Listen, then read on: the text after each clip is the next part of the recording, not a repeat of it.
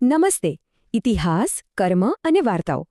ચાલો લેખક અક્ષત ગુપ્તાના આ અદ્ભુત વિચારો અને રહસ્યોને ફટાફટ સમજી લઈએ. તો વિચારો, ચંગેઝ ખાન, એલેક્ઝાન્ડર અને હિટલર જેવા ક્રૂર શાસકોમાં કઈ એક અજીબ સમાનતા હશે? નવાઈ લાગશે, પણ આખી દુનિયાને ડરાવનારા આ ત્રણેય આક્રમણકારો બિલાડીઓથી ખૂબ જ ગભરાતા હતા. સાચું કહું છું. ચંગેઝ ખાને 4 કરોડ લોકોના જીવ લીધા. આનાથી પૃથ્વીનું ઓક્સિજન અને કાર્બનનું બેલેન્સ જ બગડી ગયું હતું. આ આંકડાઓ જુઓ. તેની ક્રૂરતાને લીધે ઈરાનની વસ્તી 25 લાખથી ઘટીને માત્ર 2.5 લાખ જ રહી ગઈ. પણ સૌથી ચોંકાવનારી વાત, આજે દુનિયામાં દર 200માંથી એક વ્યક્તિ ચંગેઝ ખાનનો ડીએનએ ધરાવે છે. ક્રેઝી. હવે હિટલરની વાત કરીએ. ઇતિહાસની કેટલીક અજીબ ઘટનાઓએ આ માણસને વારંવાર મોતથી બચાવ્યો હતો.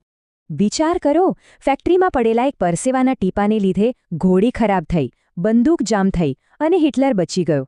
બર્લિનના બંકરમાં જ્યારે તે ચારે તરફથી ઘેરાયો ત્યારે તેણે આ અત્યંત ડરામણું વાક્ય કહ્યું હતું. ગુપ્તા કહે છે કે આત્મા એ બેટરીની અંદરની મૂળ ઊર્જા સમાન છે. પુનર્જન્મ સમજવા માટે આ ઉદાહરણ બેસ્ટ છે. પુનર્જન્મના પુરાવા રૂપે તેઓ શાંતિદેવીનો કિસ્સો ટાંકે છે. ખુદ મહાત્મા ગાંધીની સમિતિએ પણ આની ચકાસણી કરી હતી.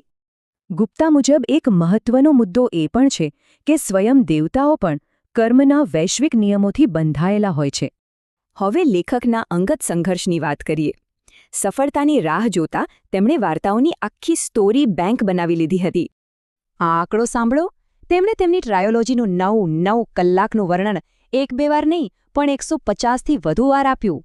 જો કે બજેટ અને ટાઇટલને લઈને ઇન્ડસ્ટ્રી તરફથી તેમને શરૂઆતમાં ઘણા રિજેક્શન અને પડકારોનો સામનો કરવો પડ્યો હતો.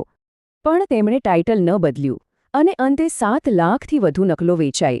સફળતા જ સૌથી મોટો જવાબ છે. ખરેખર તો તેમની આ સફર પાછળની સૌથી મોટી પ્રેરણા તેમનાથી દૂર થયેલા પુત્ર સાથે જોડાવાની ઈચ્છા હતી. ગુપ્તા બાળપણના શિક્ષણ માટે એક નવો વિચાર આપે છે. તેઓ પરંપરાગતને બદલે સાંસ્કૃતિક મૂળાક્ષરો શીખવવાની વાત કરે છે. તેમના મતે શિક્ષણ એવું હોવું જોઈએ જે બાળપણથી જ શ્રદ્ધા અને તમામ સંસ્કૃતિઓના મૂળિયા મજબૂત કરે. વાચકો સાથે સીધા અને ખાસ જોડાણ માટે તેમણે આ એક્સક્લુઝિવ નોટ ફોર ઓલ કમ્યુનિટીની શરૂઆત પણ કરી છે. ગુપ્તા માને છે કે વાંચન બહુ જરૂરી છે. જ્યારે કાગળ પર વાર્તા લખાય છે ત્યારે તેનું મૂલ્ય વધી જાય છે. તો છેલ્લે એક સવાલ છોડી જાઉં છું. વાર્તાઓ આપણું ભાગ્ય ઘડે છે કે પાછલા જન્મો આપણી વાર્તાઓ લખે છે?